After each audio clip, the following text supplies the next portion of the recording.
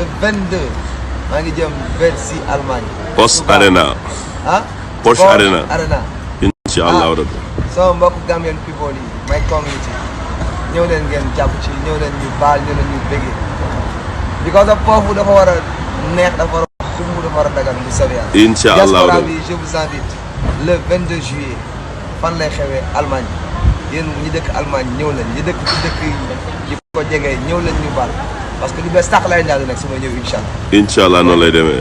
Toujours dans votre journal People de la semaine à la présentation Seydina Tange Tandian mu Serigne Saliou jàppale ni que élection législative yi jëm maanaam pour tànn député yi foofu ci assemblée nationale bi war a am le 31 juillet fii ci Sénégal jàpp nañu ko date bi campagne yi daal jàppale ni que xam nañ ko enfin ki ko xam ne nag du kenn ku dul bi campagne électorale yi nga xamante ni dina tàmbale le 10 juillet 2022 à minuit et terminera le 29 juillet à minuit madame fukki fan ci weeru juillet lay tàmbali ñaar fukki fan ak juróom-ñeent lay jeex à minuit.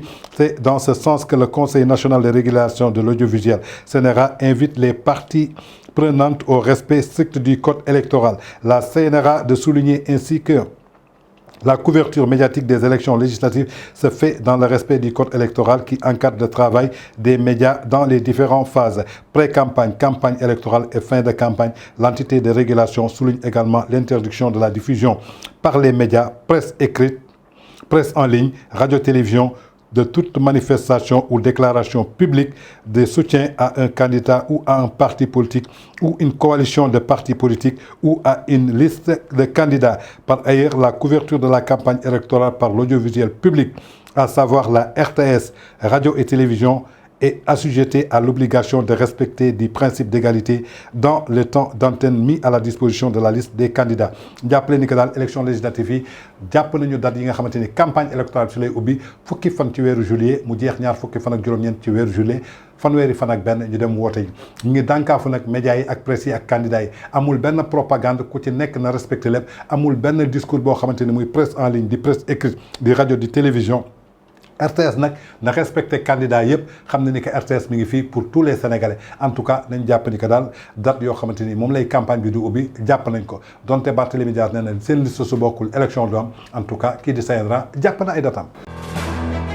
L'événement, la prestigieuse et très glamour cérémonie de remise de distinction des corridors. Le mouvement des entreprises du Sénégal et le président du MEDES, au sommet de leur art, vous offrent la sublime soirée des corridors. Première cérémonie de remise des distinctions en Afrique, courue par les grands décideurs du continent, de la gouvernance mondiale et de très hautes personnalités internationales. Ce dîner de gala sera animé par une pléiade d'artistes, les meilleurs de leur génération actuelle, un rétro des grands artistes qui ont marqué cette cérémonie, dite la soirée des soirées depuis bientôt 2 décennies. Les corridors, un moment de communion des leaders, aussi bien du Sénégal que du continent. Une plateforme d'exception, unique en Afrique. La cérémonie des corridors, c'est 17 ans de succès, 17 ans de réussite, 17 ans d'innovation, 17 ans d'action, 17 ans de la promotion du culte de l'excellence, 17 ans d'originalité, 17 ans à la promotion des valeurs du succès. La prestigieuse cérémonie de remise des corridors est une reconnaissance mondiale. Rendez-vous est donné le 2 juillet 2022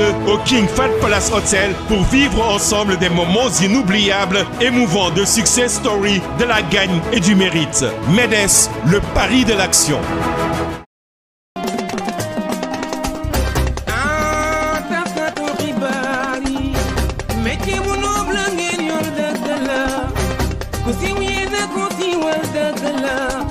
Yàqu